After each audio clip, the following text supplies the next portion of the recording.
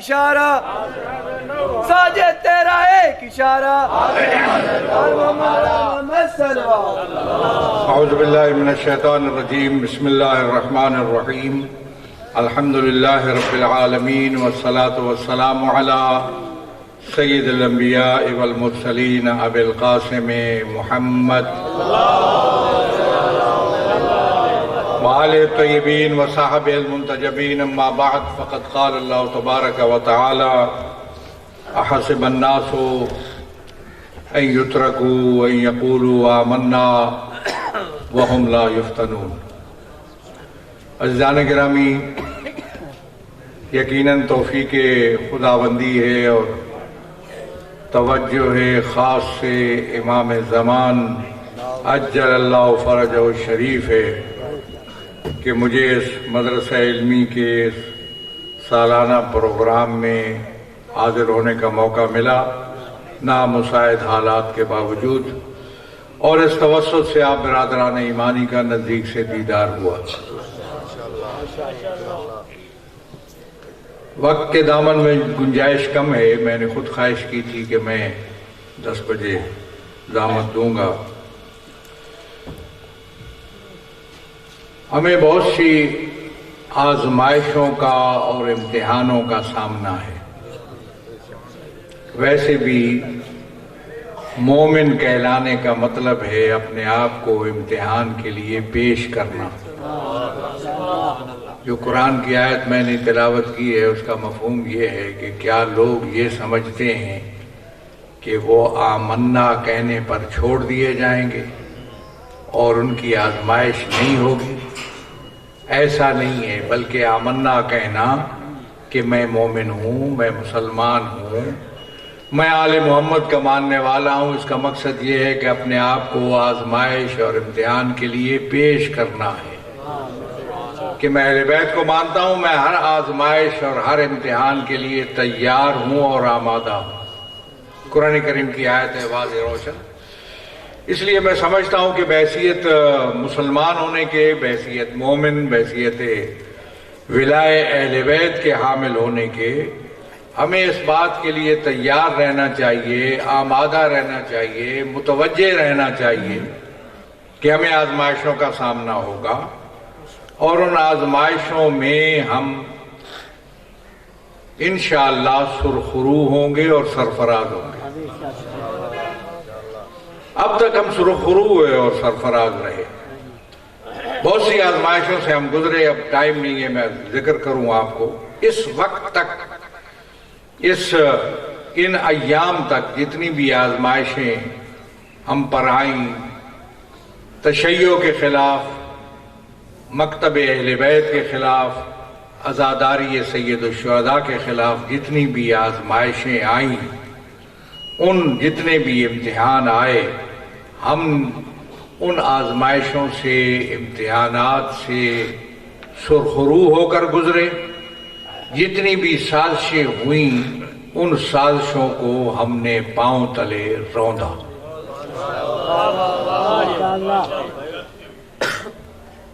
تصور نہیں کر سکتا تھا کوئی کہ جس پر کروڑوں اور اربوں روپیہ جس کے خلاف صرف ہو اور دنیا کے لفنگے اکٹھے کر لیے جائے جس قوم کے مقابلے میں،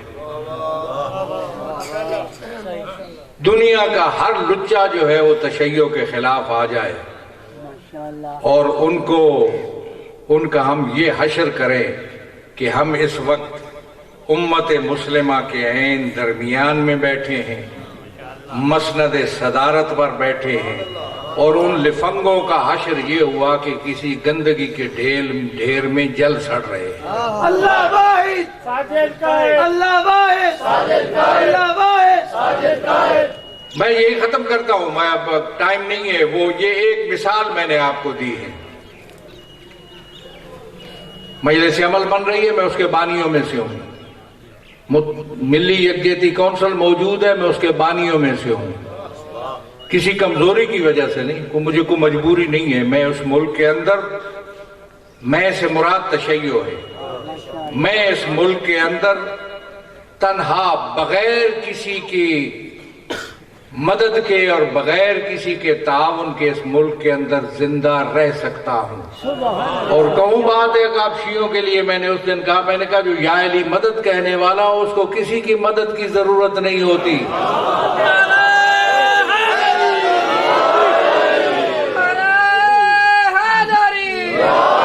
پھر میں ہوں تو کوئی اتحاد بن سکتا ہے، معد بھائی والا،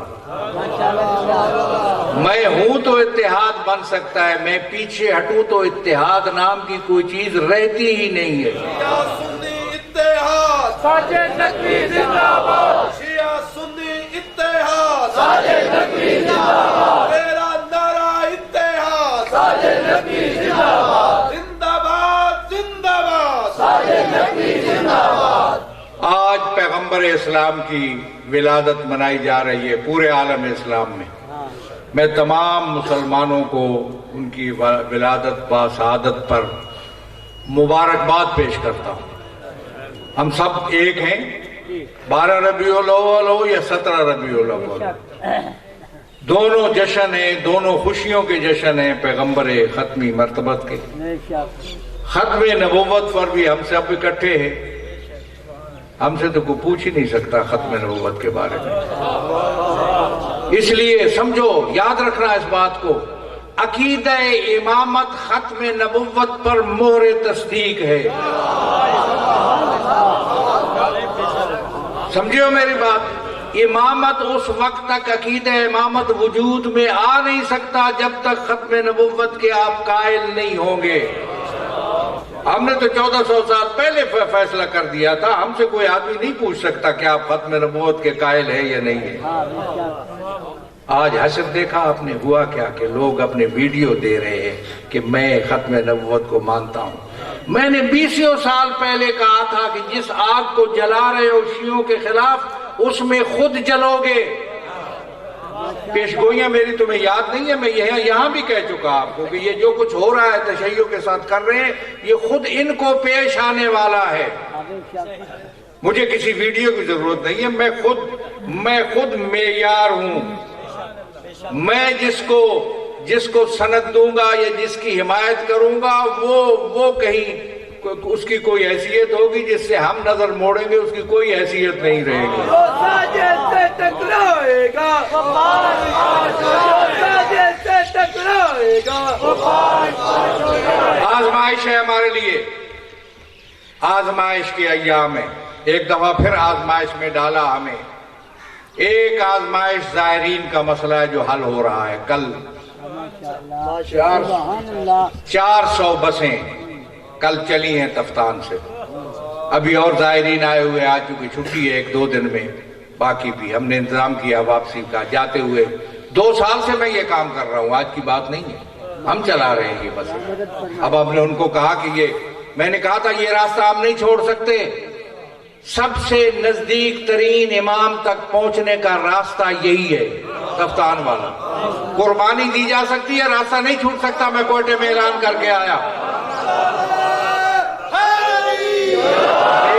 میرا غریب شیعہ پائی اکٹھے کر کے سال بھر اگر زیارت کے لیے جا سکتا ہے تو اسی راستے سے جا سکتا ہے۔ ہماری یہ جوانیاں حسین کی قربانی، جوانیاں لٹائیں گے، گردنیں کٹائیں گے، انقلاب لائیں گے۔ تو وہ مسئلہ الحمدللہ حل ہونے جا رہا ہے، مزید اس کو ہم نے حل کرنا ہے، ریگولائز کرنا ہے، ابھی چل رہا ہے سلسلہ۔ اس کے بعد مسئلہ عزاداری ہے سید الشہداء کا، بلکہ اس سے پہلے ایک اور مسئلہ ہے، NOC مسجدوں کے لیے اور امام بارگاہوں کے لیے۔ میں سمجھتا ہوں کہ مسجد امام بارگاہ کے لیے کسی NOC کی ضرورت نہیں ہے، کسی NOC کی ضرورت نہیں۔ میں مطالبہ کروں گا کہ اس NOC کا خاتمہ کیا جائے۔ ہمیشہ ہم رابطے کرتے ہیں، رابطوں کے ذریعہ مسئلے کو حل کرتے ہیں۔ اور اس کے بعد سب سے بڑا مسئلہ اس وقت ہے عزاداری سید الشہداء کا۔ مولانا صحیح فرما رہے تھے کہ فرزند سید ختمی مرتبت کے نام پہ جلوس چل رہے ہیں، ریلیاں چل رہی ہیں، ہم اس کی حمایت کرتے ہیں، جہاں سے نکالیں وہ نکال سکتے ہیں، نکالیں لوگ، آپ بھی ساتھ دیں، آپ بھی اس میں شرکت کریں، یہ سب کا مشترکہ سرمایہ ہے۔ اور فرزند رسول کے لیے اگر اور چھوڑ دیے اس کے علاوہ دیکھیے دنیا میں کتنے ریلیاں ہیں، کتنے دھرنے ہیں، کتنے مظاہرے ہیں، کتنے جلوس ہیں، کتنے روڈ بلاک ہیں، سب کام پہ ہو رہا ہے۔ اگر کہیں ان کو دکھ ہوتا ہے تو حسین ابن علی کی عزاداری کے حوالے سے۔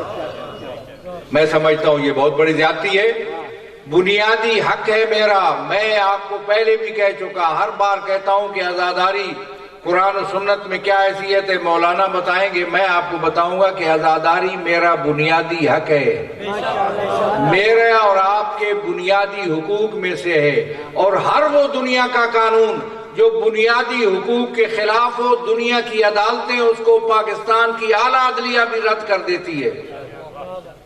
میں آپ کو بتاؤں، ڈسٹرکٹ کورٹ سے لے کر سپریم کورٹ تک سینکڑوں فیصلے میرے پاس موجود ہیں کہ مجلس پہ کوئی قدغن نہیں ہو سکتی، جلوس اذا پہ کوئی قدغن نہیں ہو سکتی۔ بنیادی حق ہے، میری شہری آزادیوں کا مسئلہ ہے۔ میں سینکڑوں میل چل کے ملک کے اندر چلتے چلتے یہاں پہنچا، یہاں آنے کے لیے مجھے کسی اجازت نامے کی ضرورت نہیں ہے، تو حسین حسین کرنے کے لیے کسی پرمٹ کی ضرورت نہیں ہے۔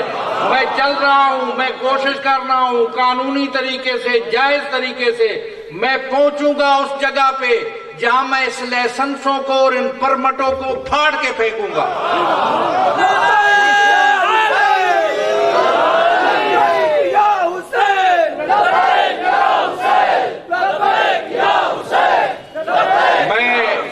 جنگ پولیس کو متوجہ کرتا ہوں کہ وہ اپنی ذمہ داریاں اپنے دائرے کے اندر رہ کر ادا کرے، میں اس میں تعاون کروں گا، لیکن لوگوں کو ذلیل کرنا، قانون سے ماوراء اقدام کرنا، یہ قابل قبول نہیں ہے۔ میں نے تو ابھی تک دھرنے کی یا کسی احتجاج کی کال نہیں دی، میں جب کال دوں گا تو واپس نہیں ہوگی وہ۔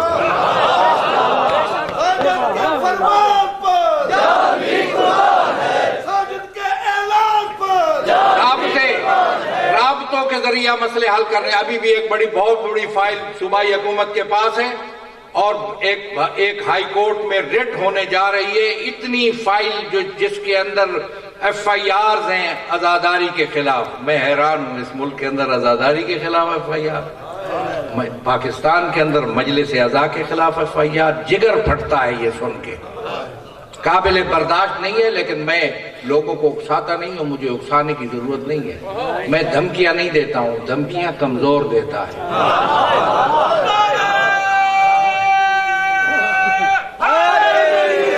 مجھے دھمکیوں کی ضرورت نہیں ہے، ہم ان رابطوں کے ذریعہ مسئلے حل کر لیں گے، ان کو سمجھا لیں گے کہ سمجھو عزاداری سید الشہداء کے خلاف اس ملک کے اندر کوئی منافی اقدام نہیں ہو سکتا۔ ابھی یہ ہو رہا ہے۔ اس کے بعد احتجاج کی بات ہے، میں نے مولانا سے پوچھا کہ یہاں نماز جمعہ تروڑ کے اندر مسئلہ پیدا ہوا تو کتنے نماز جمعہ میں یہاں احتجاج کی قرارداد پاس ہوگی؟ سیکھو کون ہے یہاں ذمہ دار، جو تحصیل کا کوئی ذمہ دار ہے یا کارکن ہے تحریک کے شیعہ علماء کونسل کے، وہ قرارداد پیش، یہاں بھی قرارداد پاس ہونی چاہیے۔ جو زیادتیاں ہو رہی ہیں اس کے خلاف قرارداد پاس کر کے اپنی آواز اٹھاؤ، تمہاری آواز رد نہیں ہوگی۔ جب وہ موقع آئے گا جب آواز رد ہو رہی ہے تو پھر کچھ اور کرنا پڑے گا۔ ہم تو فلسفہ قربانی رکھتے ہیں، لڑائی جھگڑے والے نہیں ہیں۔ مجھے اشتعال جانے کی ضرورت ہی نہیں ہوتی، اس لیے کہ میں قربانی کا قائل ہوں۔ میں فلسفہ قربانی پر یقین رکھتا ہوں، وہ قربانی جو زینب نے کربلا میں دی، جب لکودک صحرا میں پڑی تھی نا لاش حسین کی، ندا دیتا ہے عمر سعد میں ینتدب للحسین، کون ہے جو حسین کے جسم اطہر کی بے حرمتی کرے؟ کیا گزری ہوگی زینب کے دل پر، کیا ہونے جا رہا ہے میرے بھائی کے ساتھ؟ 10 نانجیب انسان جنہوں نے گھوڑوں کو تازہ سمیں لگائی ہوئی تھی آگے بڑھے، سنتے ہو مشرق کے گھوڑے مغرب چلے، مغرب کے گھوڑے مشرق چلے، تاریخ کہتی ہے اس انداز میں چلے وہ گھوڑے، اس انداز میں چلے وہ گھوڑے کہ رزو صدرہ بظہرے، سینے کی ہڈیاں پشت کی ہڈیوں سے جا ملی۔ آئی ہے نا بہن لاش کے اوپر، نہیں پہچان سکی بھائی کی میت کو، لاش کو، کہا انت اخل حسین، میرے بھائی حسین تم ہو، انت ابن امی فاطمہ الزہرا، میری ماں فاطمہ کے لاڈلے تم ہو۔ توحید شناس باپ کی توحید شناس بیٹی نے اٹھایا بھائی کی لاش کو ہاتھ کے اوپر، رخ کیا آسمان کی طرف، کہا اللہم تقبل منا ھذا القربان، بار الہ ہم اہل بیت کی قربانی قبول فرما۔ اللہ لعنت اللہ علیکم۔ بہت شکریہ۔